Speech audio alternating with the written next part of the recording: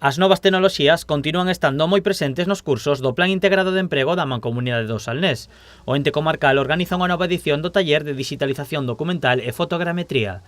As participantes nesta ocasión son 12 alumnas. A digitalización documental consideramos que é o futuro, que é un ámbito no que hai que formar a xente, porque nas oficinas, nos despachos, se está digitalizando toda a documentación e por eso consideramos que é un dos cursos nos que os nosos alumnos, en este caso alumnas, pois poden ter facilidade para acceder ao mercado laboral.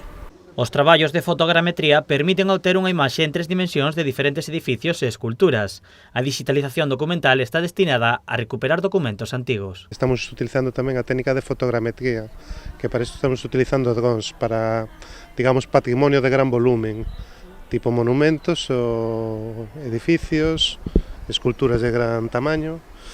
A outra parte estuvo centrada máis ben en temas de 2D, como decía antes, documentos que teñen algún peligro de desaparición ou de deteriorarse, e bueno, intentando que todo isto recollelo en un futuro nun repositorio virtual, o que se chama museo virtual. Os cursos da Mancomunidade do Salnés están enfocados en 3 liñas: a formación en profesións tradicionais con ampla demanda na comarca, a colaboración coas empresas para adecuarse ás súas necesidades e os talleres enfocados á innovación. Neste caso, estamos creando profesións que non existen, profesións de futuro.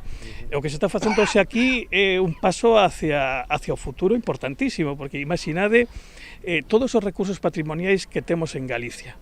Estamos dentro dunha igrexa, poder escanear o interior da igrexa e despois poder acceder desde fora pois a Catedral de Santiago ou calquer monasterio é o futuro incluso dentro do propio turismo, co cal estamos formando unha xente en profesións que non hai e que teñen un futuro pois moi importante. O curso ten unha duración de 50 horas. Nesta edición os traballos están máis centrados nos concellos do interior como Meis, Meaño e Ribadumia, pero o obxectivo é recompilar toda a información documental e patrimonial de toda a comarca.